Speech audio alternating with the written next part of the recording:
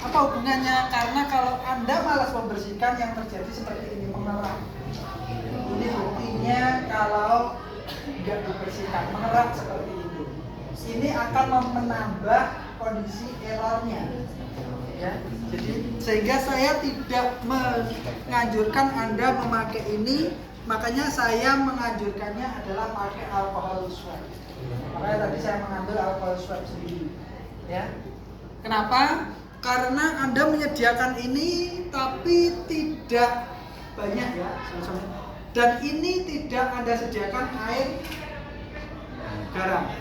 Ya, seharusnya kalau Anda mau ngirit, ya berarti Anda pakai air garam.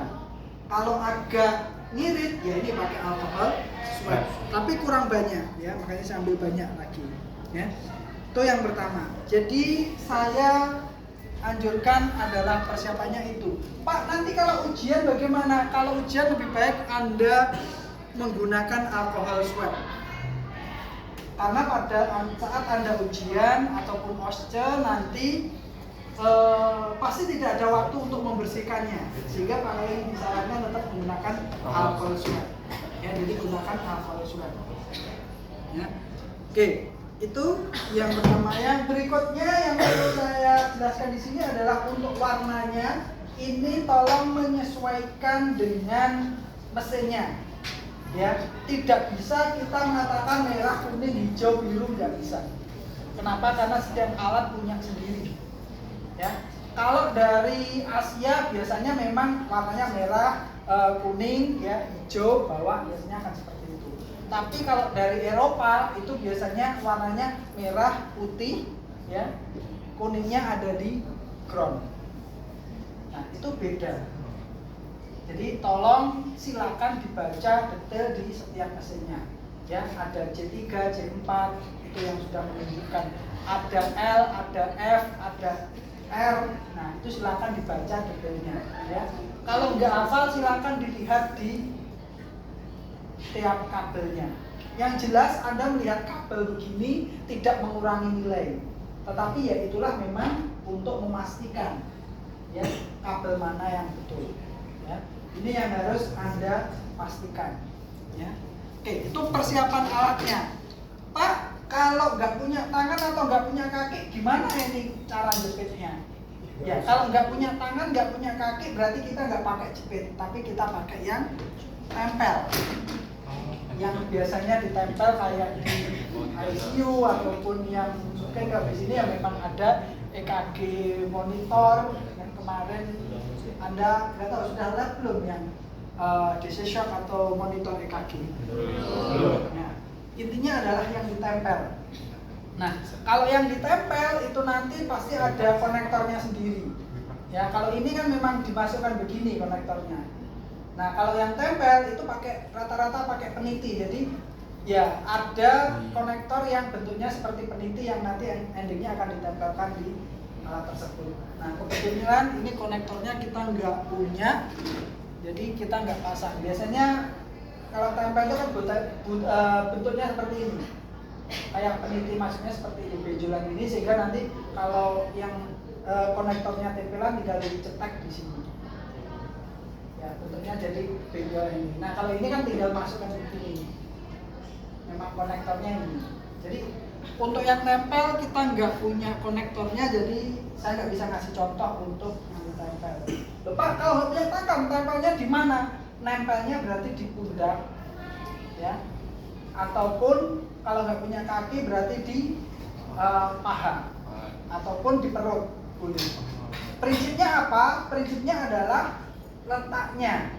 Tangan ini kalau kita letakkan begini, mau ditaruh di sini aja kan sama aja. Nah, endingnya kan di sini sama, ya kan? Kalau di sini buktinya kan tetap loh, alirannya kan ke sini kan dari jantung. Meskipun tangannya turun kan nggak mungkin langsung lompat begini, kan tetap harus menaruh begini tangannya.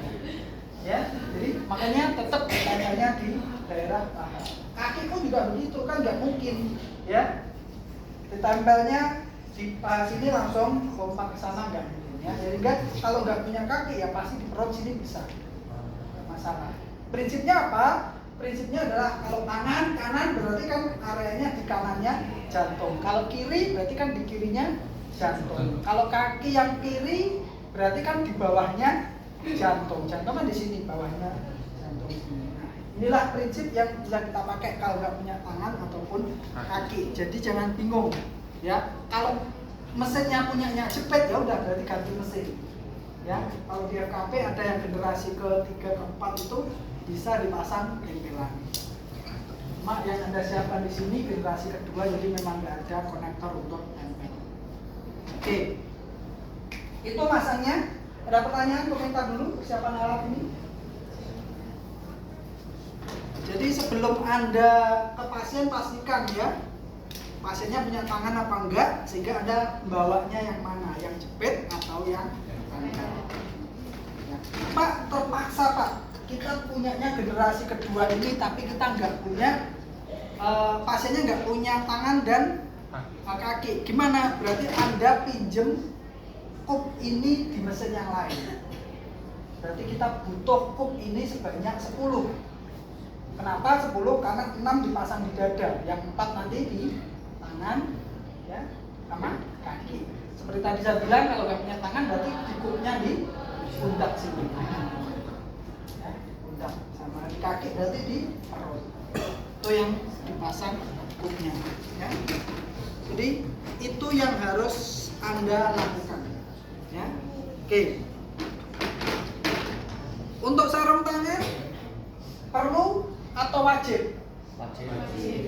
Untuk saat ini wajib. Kenapa? Karena sarung tangan sudah harganya murah dan gampang didapat. Dulu waktu masih menggunakan mesin ini pertama kali, ini masih merupakan mesin yang canggih, sarung tangan itu bukan wajib tapi masih sesuai kondisi.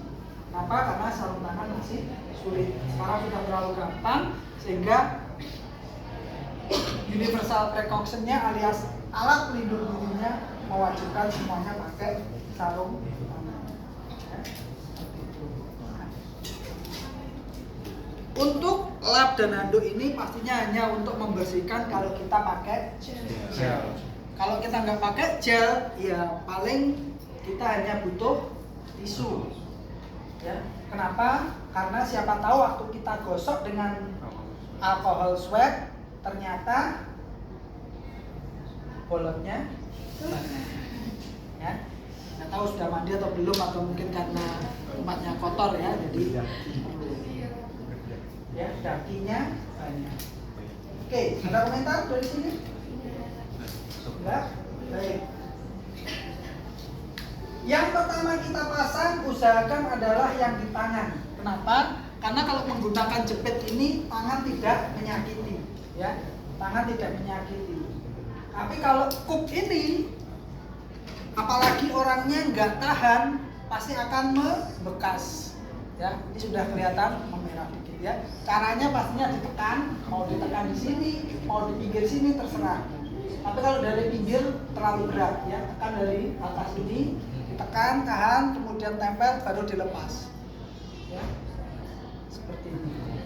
Nah, ini kalau hisapannya kuat, pasti akan sakit di kulit dada dan pasti, nah, merah tebal. Ya, silakan nanti Anda minta ganti rugi kepada teman-teman Anda hasil bekas kup saya, ya. Tapi jangan minta ganti ruginya ke saya. Ya. Nasi padang atau sate pak nugget. Oke, ya. Jadi itu yang harus dilakukan. Nah, pemasangannya sudah di modul sudah saya tuliskan, itu adalah merah, kuning, hijau, ground. Itu kalau merah, kuning, hijau, ya. Tapi kalau pakai tulisan biasanya R, L, dan F. Right berarti untuk tangan kanan, left untuk tangan kiri, foot untuk kaki kiri. Kaki kanan adalah ground, biasanya N tulisannya, netral. Jadi bebas. Ya. Loh Pak, kalau jantungnya di kanan, gimana Pak? Apakah netralnya pindah ke kaki kiri? Ya, sampai sekarang belum ada panduan yang seperti itu. Jadi kalau jantungnya memang berada di kanan, panduannya masih tetap menggunakan netralnya di kanan. Kenapa? Karena nanti kalau dipindah-pindah, kita bacanya bingung.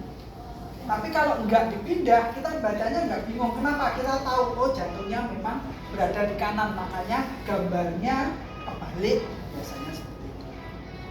Ya, itu biasanya yang akan kita lakukan. Oke, ya, tangan R, L, F, dan kanan N, netral. Kemudian baru untuk dipasang di dada. C1, 2, 3, 4, 5, 6. Ya, letaknya C1 itu interkosta ke-4 dekatnya sternum, ada di sini. Ya. Kalau laki-laki katanya lurus puting, biasanya seperti itu. Ya. Jadi ada di sini 1, 2. Ya. Kemudian 3 itu tengah-tengahnya dengan 4. Jadi kita tentukan 4 dulu saja. 4 itu tengah-tengahnya klavikula, mid klavikula, tapi interkosta 4. Ya. Sehingga letaknya di sini. Kalau laki-laki di bawahnya puting. Ya. Sehingga 1, 2, 4. 3-nya di tengah-tengah, taruh aja lurus ini. Pokoknya di tengah-tengah antara 2 dan 4. Nah, ini untuk menentukannya. 1, 2, interkosta 4 dekat sternum, kemudian di bawahnya puting kalau laki-laki. Habis itu C, 5-nya lurus ke tiang depan, lurus dengan C4. C4 dengan C5 lurus, kemudian kita luruskan dengan ke tiang depan. Terakhir C6 tengah-tengahnya ke tiang, tengah-tengahnya ke tiang, lurus dengan C4, C5, C6 lurus, tengah-tengah ke tiang. Ya. Jadi letaknya kurang lebih seperti ini. 1, 2, 4, 5, 6 lurus. Nah, 3-nya antara 2 dan 4 kita taruh di sini. Nah, Pak, kalau nggak pas geser-geser dikit gimana Pak? Nggak masalah. Yang penting jangan geser ke pipi. Ya, kalau geser-geser dikit nggak masalah ya. Tapi kalau ke pipi, ke jidat itu bermasalah. Ya. Memang sengaja tidak merekam EKG, tapi ingin merekam otaknya. Jadi beda jantung seperti itu. Kenapa? Karena rekam otak itu juga pakai kup seperti ini. Letaknya di sini. Ya, seluruh jidat, kepala. Ya. Berarti harus digundul Pak. Ya pasti kalau mau merekam otak. Ya. Ya. Jadi intinya seperti itu. Tidak bisa digeser. Kalau ada pertanyaan Pak, kalau jantungnya di kanan, ya rekaman pertama harus seperti itu dulu. Baru kita mau merekam sisi kanan, dirubah 1, 2, 4, 5, 6. Bedanya seperti itu. Kalau jantungnya di kanan, sehingga nanti akan digunakan sebagai perbandingan. Jadi tetap harus ke kiri dulu, baru yang kanan dipasang sebagai perbandingan. Letaknya sama, 1, 2, 4, 5, 6, 3-nya dari tengah-tengah. Oke, itu penempatannya. Ada komentar? Pertanyaan sini?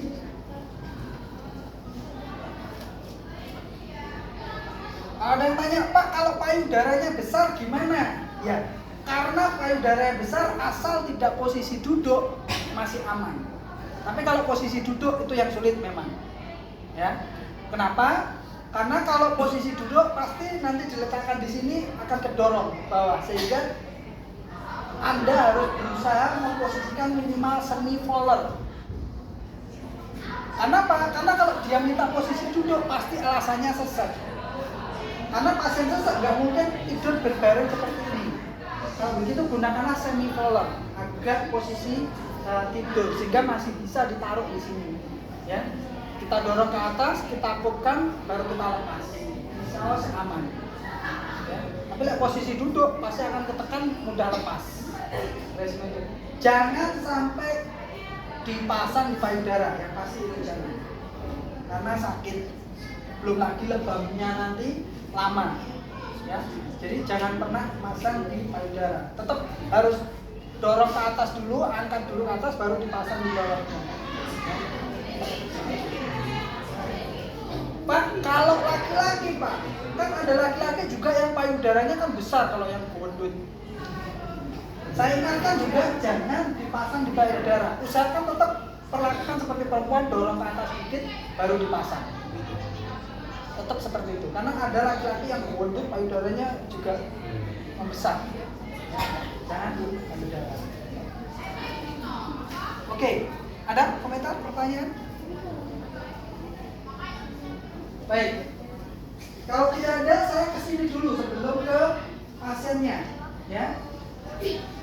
Alat yang digunakan di sini nanti Anda hanya tinggal klik istilahnya on off, ya. Kemudian setelah dinyalakan on off, Anda biasanya tinggal pilih mau mode manual atau mode otomatis. Intinya seperti itu. Kalau mode manual berarti Anda harus merekam satu-satu. Satu-satu itu tergantung mesinnya. Kebetulan mesin ini sekali merekam langsung dapat 3. Jadi nanti lead 1, lead 2, lead 3 direkam, stop dulu, kemudian pindah ke AVR, AVL, AVF, rekam, stop, pindah dulu V1, V2, V3, rekam dulu, stop, baru V4, V5, V6, rekam, stop. Itu kalau sistem manual. Tapi kalau sistem matic, ya langsung klik start, langsung keluar semuanya sampai selesai, berhenti, baru kita submit. Bedanya di situ. Nah, pertanyaannya apa keuntungan manual dan otomatis? Ya, keuntungannya adalah kalau manual itu ada beberapa permintaan itu dibikin EKG-nya itu panjang. Ya, karena mau mengetahui iramanya benar-benar teratur atau enggak. Biasanya seperti itu. Ya. Kebetulan ini sistem otomatisnya itu sudah menyediakan rekaman yang panjang, sehingga ini nanti akan saya setting ke otomatis aja ya, ke otomatis. Itu yang pertama. Yang kedua, kalau otomatis itu sudah ada yang namanya kalibrasi. Bentuknya ini paling kanan ini kayak huruf N. Ya, nggak tahu Anda kelihatan apa enggak? Ya. Sebenarnya nggak apa-apa kalau mau begini. Ya, kita muncul di sini. Nah, yang kayak huruf N ini yang namanya kalibrasi. Kalibrasi itu adalah untuk menentukan apakah rekaman EKG di sini itu sama dengan panjangnya dan lebarnya itu sama dengan yang ada di jantung. Ya, sehingga kalibrasi ini bisa dibikin lebih panjang, bisa dibikin lebih pendek. Yang penting nanti waktu bacanya harus tahu, oh ini dibikin panjang, berarti kalau dibikin panjang nanti harus dibagi sesuai berapa penambahan panjangnya. Kalau dibikin pendek, ya contohnya ini dibikin setengah, berarti nanti setiap menghitung waktu membaca harus dikalikan 2 biar sama. Ini namanya kalibrasi. Ya. Ini kalau manual nanti kita akan menekan ini gambar kalibrasi ini ya, di sini ada tulisannya sih gambar kalibrasi di sini. Jadi waktu kita merekam manual ini harus kita pencet biar keluar gambar seperti N kalibrasi. Tapi kalau matic otomatis dia akan keluar sendiri. Jadi kalau mau dibikin pendek dia akan memendekkan sendiri, mau bikin panjang dia akan memanjangkan sendiri. Keuntungan otomatis di sini. Ya, jadi kalau kita nanti sudah disetting matic, ya udah kita tinggal tekan start, sudah selesai, dia akan berhenti sendiri. Habis itu langsung kita submit, itu aja. Jadi nggak perlu banyak menekan tombol. Apakah saya harus hafal Pak tombol-tombol ini? Nanti saja kalau sudah bekerja. Ya, kenapa? Karena setiap mesin ini tombolnya berbeda-beda. Ya. Dan tombolnya semakin canggih semakin banyak.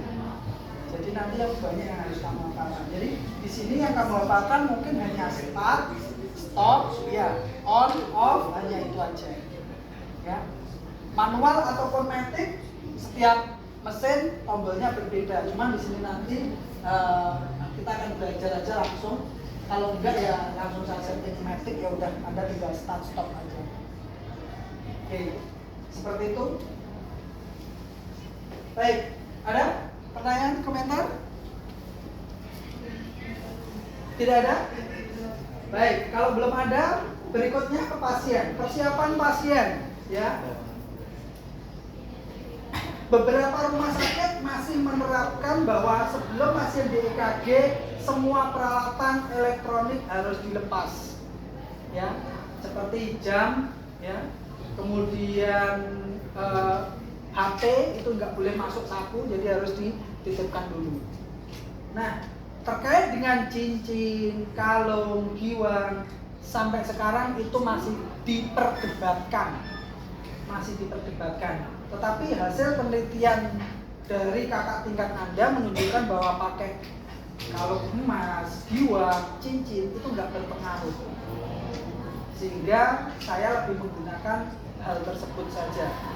Selama alatnya tidak mengeluarkan listrik, tidak mengeluarkan magnet, tidak masalah dipakai. Tapi karena ini mengeluarkan listrik dan magnet, maka saran saya ini dia. Ya. Itu yang perlu ditekankan ke pasien. Yang kedua, ingatkan ke pasien, Pak, ini nggak nyetrum ya. Nanti jangan kaget dan jangan takut. Ya, nggak akan terasa sakit, nggak akan terasa seperti disetrum. Ya. Jadi itu yang harus ditekankan, karena takutnya nanti ada yang bingung, maka saya kok disetrum gitu ya. Oke. Nanti kan dibuat masalah. Baik, itu ya. Yang berikutnya yang perlu diwaspadai adalah bulunya banyak enggak. Ya, karena kalau bulunya banyak, kita juga harus memasang ininya nanti di tempat yang tidak berbulu, ya, seperti itu. Ya. Ini yang habis melek siapa ya? Kok keraknya sangat banyak, sangat tinggi. Kayaknya kemarin benar-benar nggak kan? Benar-benar nggak dibersihkan. Gitu. Nah, ini yang membuat semakin error nanti hasilnya. Karena kan nggak akan bersentuhan antara kulit dengan metalnya ini, besinya ini gitu loh. Nah, seperti itu. Nah, tadi saya bilang bulunya banyak enggak? Nah, di kaki cowok rata-rata biasanya memang berbulu kayak begini. Jadi harus kita cari yang tidak berbulu, ya. Sehingga tadi kalau pakai kaos kaki tertutup sama kaos kaki kan sulit kita mencari yang tidak berbulu, ya. Makanya kaos kakinya lebih baik dilepas sehingga kita tahu area banyak luas yang bisa kita. Oke. Relaxing dulu ya. Ya. Baik. Seperti tadi saya bilang kita siapkan untuk di tangan dan di kaki, ya. Sehingga itu yang tidak menyakiti. Oke, ini ada 4. Kebetulan ini ukurannya sama semua jadi bebas. Sebenarnya ada beberapa mesin yang untuk kaki itu lebih besar. Ya, ini saya bersihkan dulu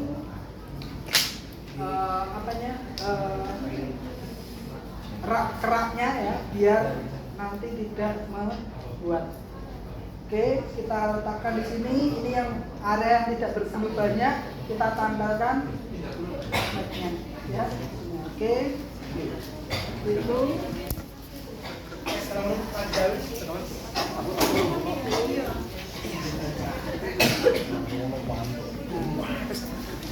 Kita enggak. Sumpah ketok. Kurang. Yang depan doa. Ya, Heron 100 video. Kalau kita lakukan kutnya itu terlalu kuat kan akhirnya iki bisa ono, saya tadi video tuh. Oke. Nggak ada hubungannya gel dengan sakit. Kenapa? Karena sama aja. Gel itu hanya membasahin aja. Kemudian membuat area yang dijepit nadi kan tidak istilahnya gelnya kan tidak memberi bantalan, dia hanya membasahin aja. Sehingga kita enggak berpengaruh. Oke, kita bersihkan keraknya dulu. Nah, ini seperti ini yang menggambar. Berapa puluh kekurangan? Siapa Nggak tahu nih. Zalfa. Ulang kapan nih? Iki nggak aman kah? Awas nggak? Awas. Baik. Iku Zalfa. Aman kah? Oke, yang di tangan karena yang paling empuk dan biasanya nggak punya banyak bulunya itu daerah sini, berarti ya daerah sini yang kita pasang. Kita bersihkan sama sini. Yang tadi udah dibersihkan, tinggal tempelin aja. Lihat, pokoknya besinya mengenai kulit dan usahakan area yang memang tadi lembab basah. Nah harapannya kalau dengan gel ini dia kan tetap lembab, gelnya itu kan membuat kulit dan besi ini akan tetap lembab sehingga aliran listrik itu akan tetap mudah. Nah, oleh sebab itu untuk mencegah biar tidak cepat rusak, makanya solusi yang pertama adalah dengan kita memberikan Sabar.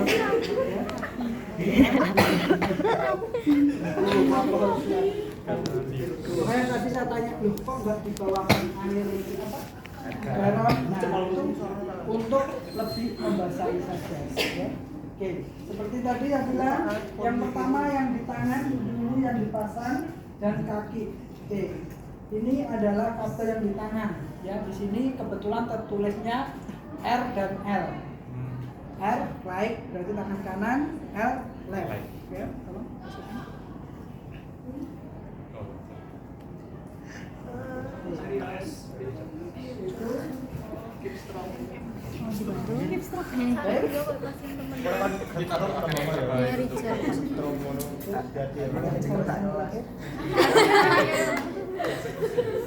Sebelum tersetrum ya, jadi ingat nggak nyetrum kayak ini tulisannya F dan N. M nya kan foot, kalau foot itu pasti sebelah kiri ya, karena jantung ada di kiri berarti pasti sebelah kiri. N nya netral kanan. Nah seperti yang Anda bilang tadi, kalau saya katakan, nah kaki kiri kalau nggak punya kaki berarti kan area perut daerah sini ya kan. Nah ini kan masih di bawahnya jantung kan sama. Ini mau dipasang di sini kan sama. Listriknya kan pasti ke atas sama. Nah, mentoknya kan di sini. Ya, sama aja. Di kaki kan juga begitu, mau dipasang di sini. Karena nggak punya, seumpama nggak punya kaki sampai di apa? Lutut. Nggak, berarti kan masih bisa dipasang sini. Nah, kalau ini nggak punya baru harus ditempel. Kalau ini kan nggak mungkin dijepit. Karena nggak mungkin ini jepitannya bisa jepit perut. Ya, makanya harus ditempel di sini. Nah, yang di tangan, nah kan seperti tadi bisa langsung nempel sini. Nah, kalau pasien operasi dada, nempelnya di belakang. Ya, jadi sama aja, ya. Ini arah atas. Jadi itu yang harus diwaspadai. Sorry,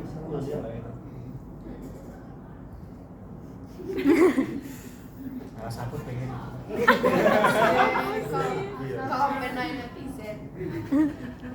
ya, Di untuk yang merekam tolong dari atas ya, soalnya. hati-hati karena kita sudah menyangkut privasi ini, jadi silakan nanti izin ke ya izin ya.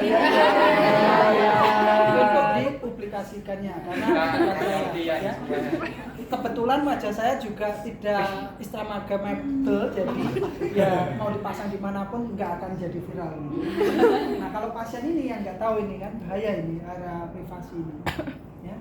Nah seperti ini, kebetulan ada bulunya tapi area yang ada bulunya ini tidak terlalu mengganggu. Kenapa? Karena di dekat sternum sini nanti pasang, sehingga ini tidak banyak. Ya, kalau pasien-pasien biasanya yang keturunan Arab bulunya banyak. Nah, apakah harus dicukur? Ya, tidak harus. Selama kupnya bisa nempel, nggak masalah. Nah, kalau nggak bisa nempel, ini silakan izin. Ya, boleh nggak dicukur? Kalau dia ngotot nggak boleh. Nah, ini yang harus Anda bicarakan dengan dokternya nanti. Nah, ya. Tuh. Oke, pasangnya di sini ada yang katakan di bawahnya klavikula ini adalah sternum 1. Ya, sehingga ini 2, 3, nah ini 4. Nah, kamu bisa lihat lurus dengan puting kalau lagi. Ya. 1, 2, 3, 4. Nah, sini. Ini 1 dan 2. Tapi letaknya di sini. Kemudian yang keempat, ini klavikula tengah-tengahnya. Nah, tengah-tengahnya kan di sini interkostal 5. Nah, di sini pas kalau kita lihat Ini kebetulan pasiennya kurus jadi pas. Ini kurus dengan puting, di sini di bawah puting pas ya. Terus dan interkostalnya teraba jelas. Ini kalau gendut sulit. Ya, kemudian ini kurus. Ya. Anak kos gitu. Ya. Nah, jadi pas di sini berarti dua dan ini 4. Nah, 3-nya nanti di sini berarti. 5-nya ini kesian. Nah, ini di sini. 6-nya ini Kayak gitu ya. ya. Pakai itu. Kita sudah menggambar